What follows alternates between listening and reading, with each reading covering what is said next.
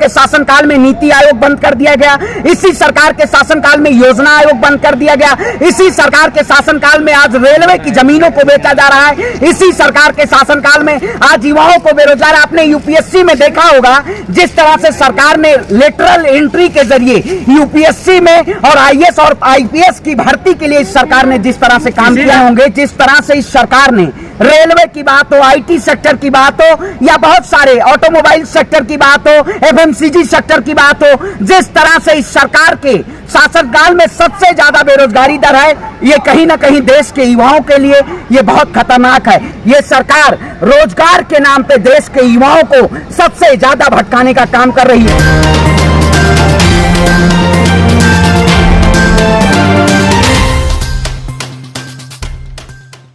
नमस्कार लो जी, हम फिर से आ गए। मुद्दा बड़ा हॉट है।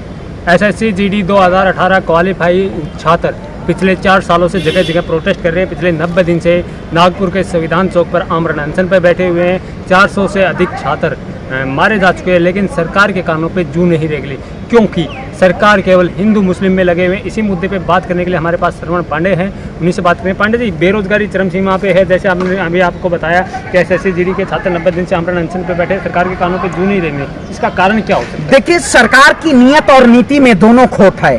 वाकई अगर ये सरकार इस देश में युवाओं को रोजगार दे पाती तो कहीं ना कहीं ये मुद्दे से भटकाने का काम नहीं करती। अच्छा। आज देश में जो विभिन्न मुद्दे हैं, आखिर जो सरकार, मोदी जी की सरकार जो केंद्रीय मंत्रिमंडल में बैठी हुई है, ये कहीं ना कहीं एक पोडियम के जरिए इस देश की जनता को भाषणों के जरिए तो बरगलाया जा सकता है, लेकिन क्या वो जो एसएससी के छात्र हैं जिन्होंने जंतर मंतर पे भी प्रदर्शन किया कोरोना काल में, जो लोग कहीं ना कहीं नौकरियों से वंचित रहे, जो क्वालिफाइड हो चुके हैं लेकिन उनको नौकरियां नहीं मिल पाई, अगर वो दिल्ली के जंतर मंतर पे जब आए तो उनको इसी सरकारों ने लाठी और डंडे से प्रहार करने का काम किया।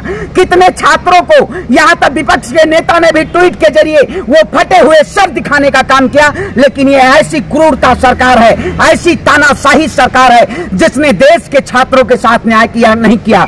आखिर बताइए, नागपुर की वही प्रयोगशाला है जो इस देश में धर्म के नाम पे एक ऐसे अफीम की प्रयोगशाला बनाई गई है। कहीं ना कहीं ये सरकार इस देश में युवाओं को, अगर आप पहले नौकरी के लिए फॉर्म का इंतजार कीजिए, उसके बाद अगर फॉर्म डाल दिए तो एग्जाम का इंतजार कीजिए, एग्जाम के बाद अगर रिजल्ट आ गए तो आप ज्वाइनिंग का, और ज्वाइनिंग का इंतजार करेंगे, आप प्रोटेस्ट करेंगे तो आपको लाठी और डंडों से पीटा जाएगा। क्या यही सरकार पोडियम के आमरण अनशन भी करना पड़ेगा? पांडे, बिल्कुल। अरे वो उनको न्याय, बच्चों को, आखिर हमारे जैसे युवा योग्यता के अनुसार इस देश में अगर सरकार के पास नौकरियां होती तो सरकार हिंदू और मुसलमान के जरिए इस देश में वोट पोलराइजेशन का काम ना करती।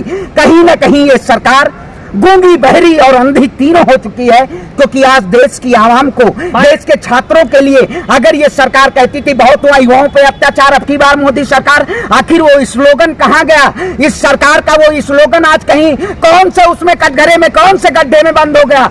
आखिर खुदाई के जरिए इस देश को प्रस्तुत कर दिया जा सकता है कि यहाँ पे मंदिर था, यहाँ मस्जिद था, मंदिर होगा, लेकिन कहीं ना कहीं होंगे। जिस तरह से इस सरकार ने रेलवे की बात हो, आईटी सेक्टर की बात हो या बहुत सारे ऑटोमोबाइल सेक्टर की बात हो, एफएमसीजी सेक्टर की बात हो, जिस तरह से इस सरकार के शासनकाल में सबसे ज्यादा बेरोजगारी दर है, ये कहीं ना कहीं देश के युवाओं के लिए ये बहुत खतरनाक है। ये सरकार रोजगार के नाम पे देश के युवाओं को सबसे ज्यादा भटकाने का काम कर रही है। पांडे जी, सरकार कहती है कि युवाओं की सरकार है, युवाओं के दम पे आई है, लेकिन उन्हीं युवाओं को आर्मी एयरफोर्स देश की सुरक्षा में ज्वाइन करने के लिए आमरण अनशन करना पड़ता है 90 दिन के, और सरकार क्या पक्ष विपक्ष किसी के भी कानों पे जू नहीं रहेंगे। बिल्कुल, आपने जिस तरह से देखा होगा ये सरकार कहीं ना कहीं नौकरियों का भी बाजारीकरण कर रही है। इस सरकार के एजेंडे में कहीं ना कहीं भगवाकरण, ध्रुवीकरण और एकीकरण, निजीकरण इस सरकार ने काम किया। बैंकों का निजीकरण किया। आखिर क्या देश में बैंक कर्मचारियों को न्याय मिल पाया?